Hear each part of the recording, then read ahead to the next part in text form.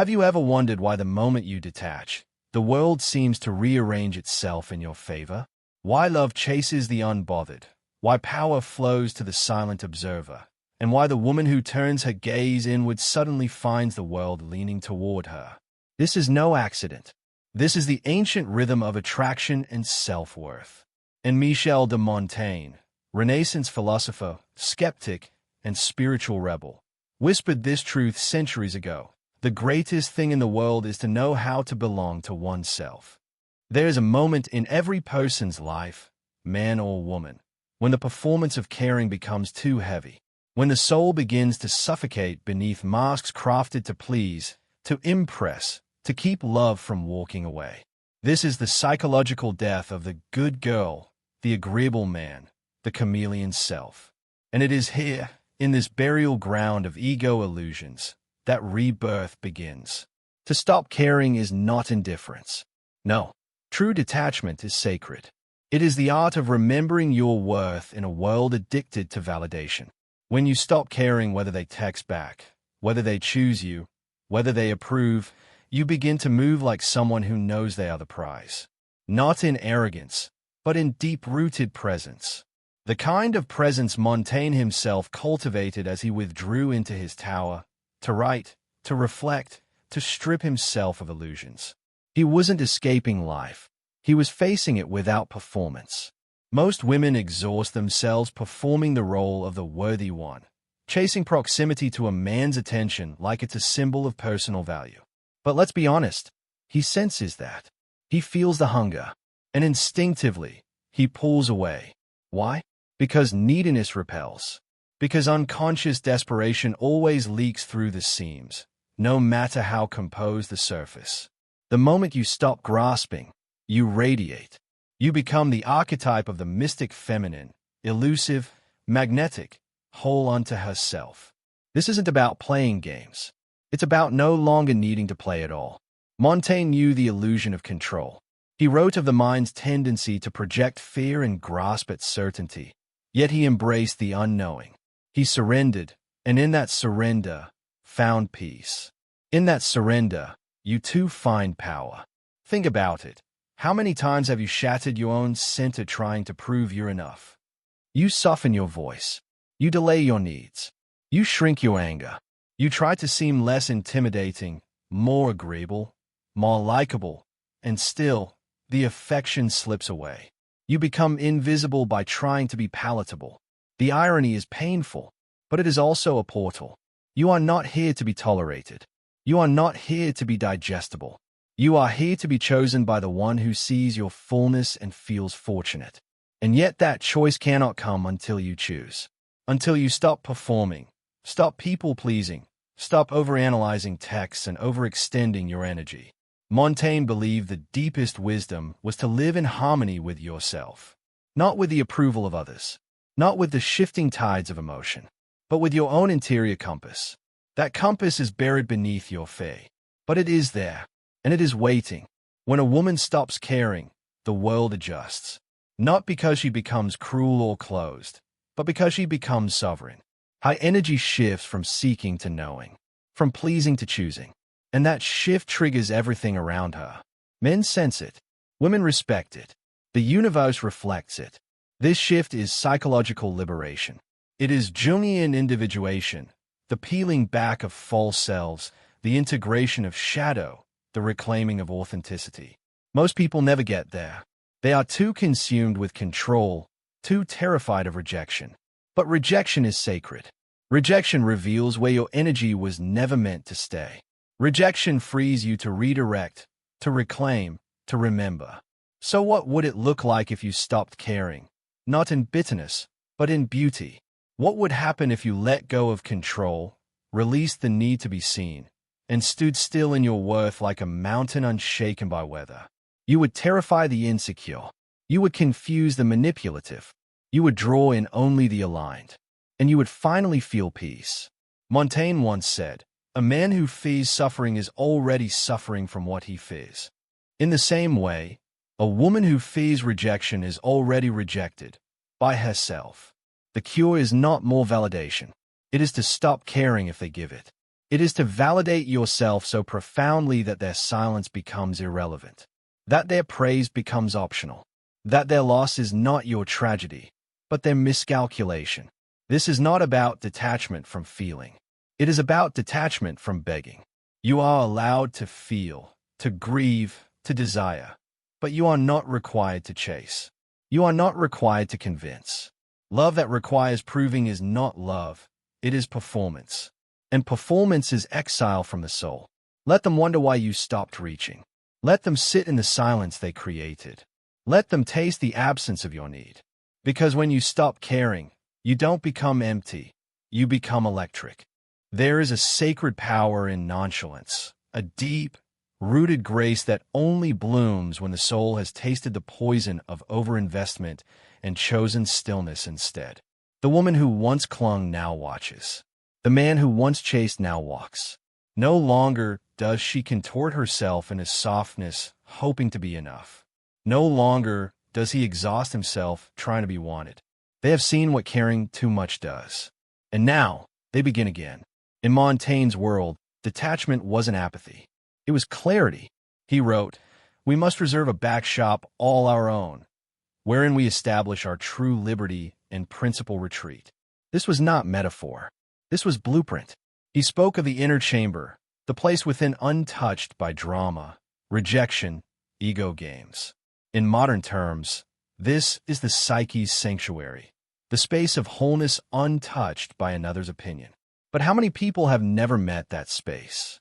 They live from the outer rooms, performing, pretending, projecting. Jung called this the persona, the mask we wear for acceptance. But Montaigne dared remove it. Not because he no longer wanted love, but because he wanted peace more. And you, if you're honest with yourself, have felt the weight of that mask. You've asked yourself, what did I do wrong when they pulled away? You've rewritten texts, shrunk your needs, sacrificed your truth on the altar of romantic potential. But this is not love, it is psychological erosion. It is the child within you, still hoping that if you behave just right, they'll stay. But you were never meant to perform your way into connection. You were meant to embody it. When you stop caring, you are not dismissing your humanity. You are refusing to let your value fluctuate with someone else's inconsistency. You're calling your soul back from exile. You are remembering who you were before you believed love must be earned by abandonment of self. You no longer chase what disrespects your energy. You no longer tolerate breadcrumbs when your table is full. The moment you withdraw your emotional investments from the unworthy, you open a portal to a deeper dimension of power. This is what Jung meant when he spoke of shadow integration. Not the eradication of vulnerability, but its alignment. You feel the ache, but it doesn't move you. You hear the silence, but it doesn't wound you. You recognize the manipulation, and you refuse to respond. This is not numbness. This is embodiment. The feminine in her highest form does not plead, does not explain, does not prove. She radiates. And the masculine in his mature form does not chase chaos, does not beg for affection, does not betray himself for desire. He steadies. Together, they do not complete each other. They amplify. But that amplification can only happen when both know how to sit in stillness, alone, unattached, undisturbed. To stop caring is to shift your locus of control from the external to the internal. It is to reclaim your time, your thoughts, your rituals. It is to put your phone down and walk into the woods, into books, into art, into your body. It is to release the need to be seen by others and begin to truly see yourself. And they will notice, when you stop caring, your absence becomes louder than your presence ever was. Not as punishment, but as revelation. You were never meant to beg for reciprocity. You were meant to embody enoughness.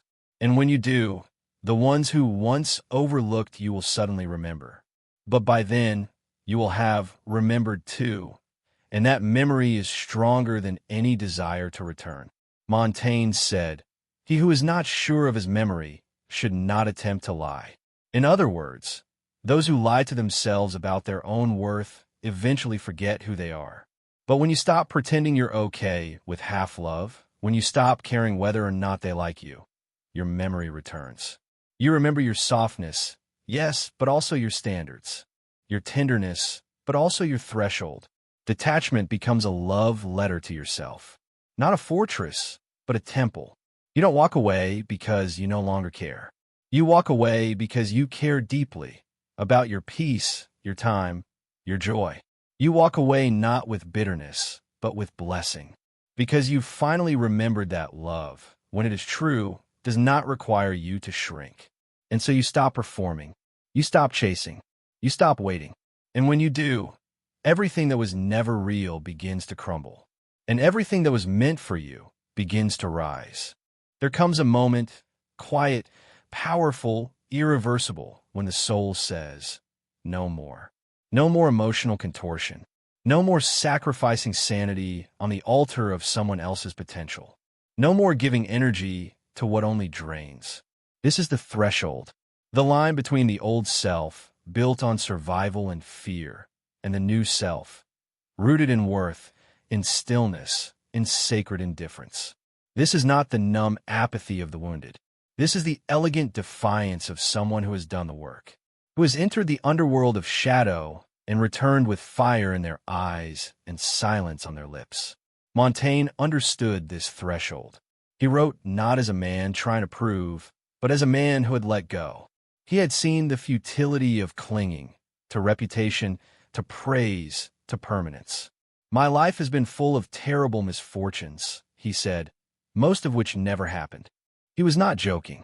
He was pointing to the psyche's greatest prison, imagined rejection, future fears, ego fantasies, the very illusions we chase or run from. You may have noticed this within yourself.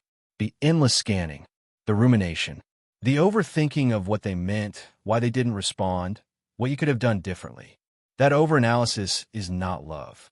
It is trauma disguised as caring, and it keeps you from becoming who you were born to be. Because the truth is this: you do not rise while chasing approval. You rise when you no longer need it. The woman who has detached is not cold. She is clear. She has burned the bridge between herself and performance. She no longer contorts into the cool girl, the low-maintenance one, the perfect partner.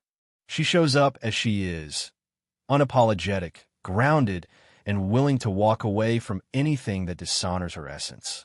And that clarity radiates a frequency so rare, so magnetic, that even the emotionally unavailable feel its pull.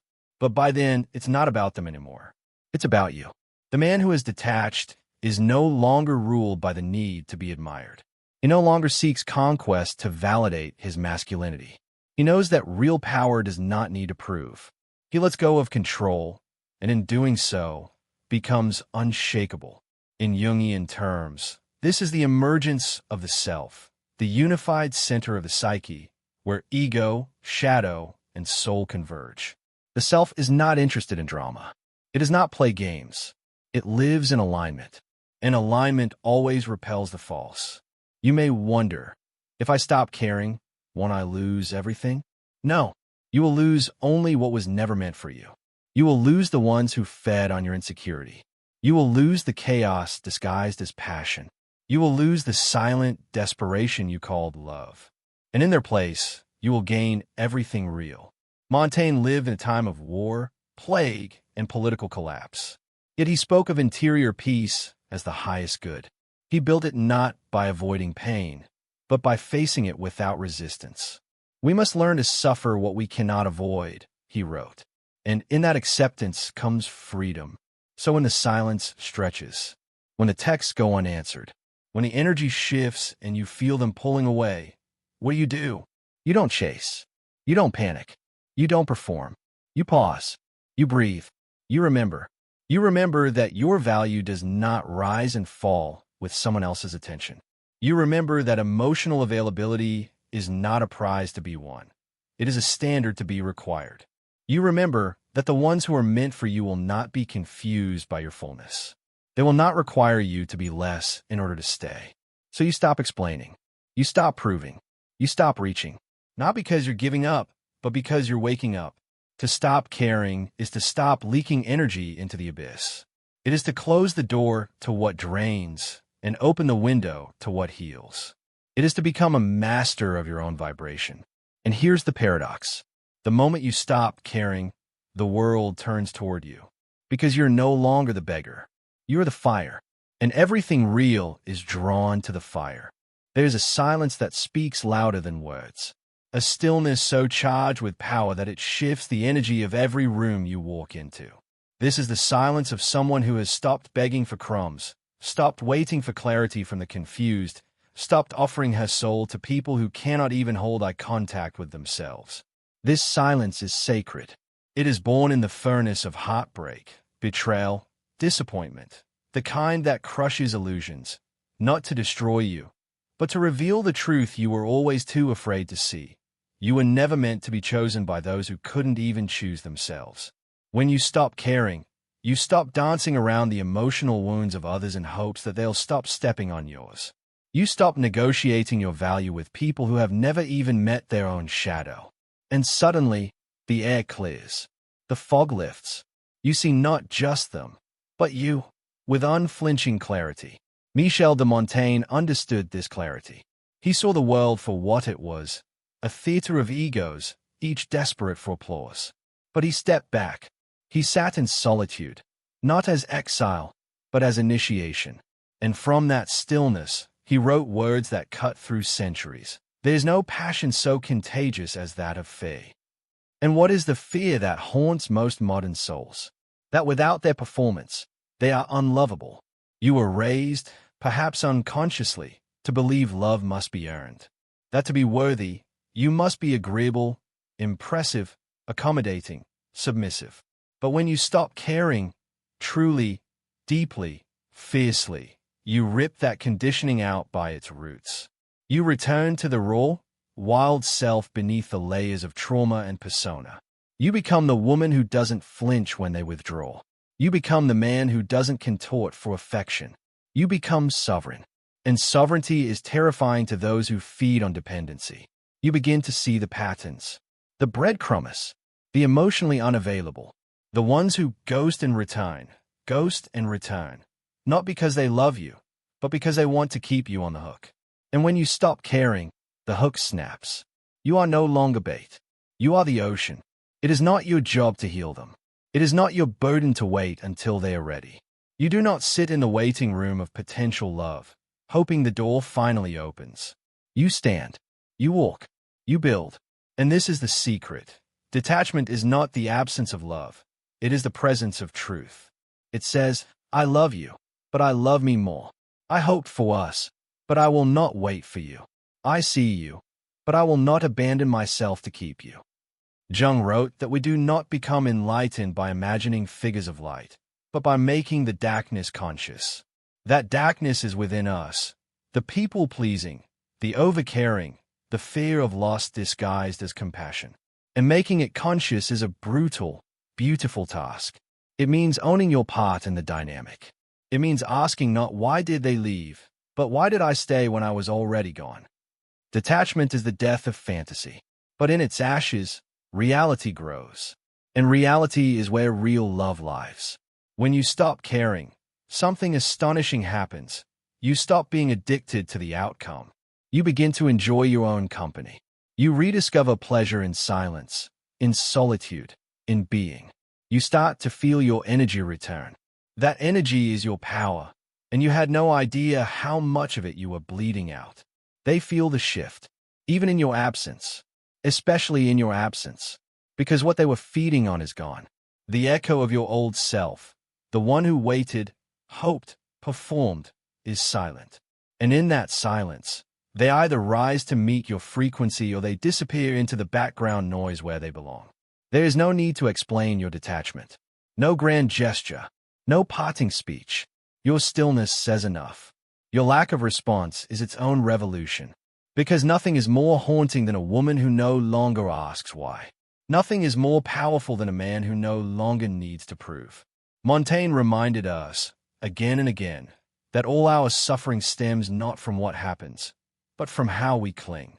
When you release that grip, when you stop needing anything outside of yourself to be okay, everything falls into place. Not because you forced it, but because you finally got out of your own way. You do not chase. You do not plead. You do not wait. You become. And what is meant for you will feel that becoming. Freedom is not found in their affection. It is found in your detachment. And when you stop caring, truly stop, you do not become less loving. You become less enslaved to outcomes, to stories, to the aching illusion that your worth is proven only through their approval. You see it now, don't you? The ones who left weren't the punishment. They were the mirror. They showed you what still needed to be healed. The way you chased emotional scraps. The way you silenced your truth for a seat at someone else's table. The way you confused chemistry with compatibility, tension with love, attention with worth. Montaigne didn't withdraw from the world because he hated people. He withdrew because he knew the world couldn't give what the soul must find within. A man must be a little mad, he said, if he does not want to be even more stupid. He embraced solitude to meet himself without distortion. And in that quiet confrontation, he found liberty. You too must go to that quiet place. The place within you that's been untouched by heartbreak, by shame, by striving. The ancient part of you, the part that remembers. It is not empty, it is wild and waiting. The moment you stop caring is the moment you return there. You remember that your radiance doesn't rise or fall with someone's attention span. That your depth doesn't become less sacred because someone else failed to meet it. That your love, when aligned and embodied, is not a gift to throw at unready feet, but a crown for those who know how to bow with honor. Detachment is an act of love, the highest form of love, because it says, I love you enough to let you go, and I love me enough to not follow. And that is the paradox of desire. When you no longer need it, it comes. Not as a test, but as a reflection. Because the energy of self-respect is magnetic. When you stop needing love to feel whole, you begin to attract love that is whole. The one who comes to you when you no longer care is not always your future, but they are always your mirror. They are either the last echo of your old self, returning to tempt you into regression, or the first sign that your new self has begun to call in something higher. But you no longer chase either, because now you know everything that is meant for you stands still in your presence. It does not run. It does not confuse. It does not require you to betray your gut to maintain harmony. It meets you. It honors you. It stays. And until then, you stay with you. This is what individuation means. The Jungian process of becoming whole, not through fusion with another, but through inner integration. Shadow, ego, persona, desire, all reclaimed and rebalanced. You stop outsourcing your light. You stop hiding your darkness. You become, and this becoming is quiet. It does not need to be announced on social media.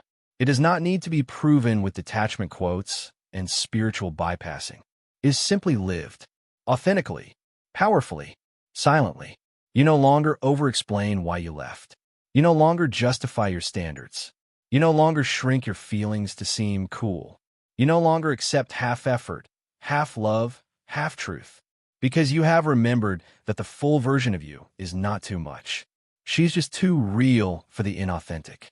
He is just too solid for the uncommitted. Montaigne wrote, "The soul which has no fixed purpose in life is lost. To be everywhere is to be nowhere." And so you root. You stop scattering your energy. You anchor into your purpose, your peace, your own becoming.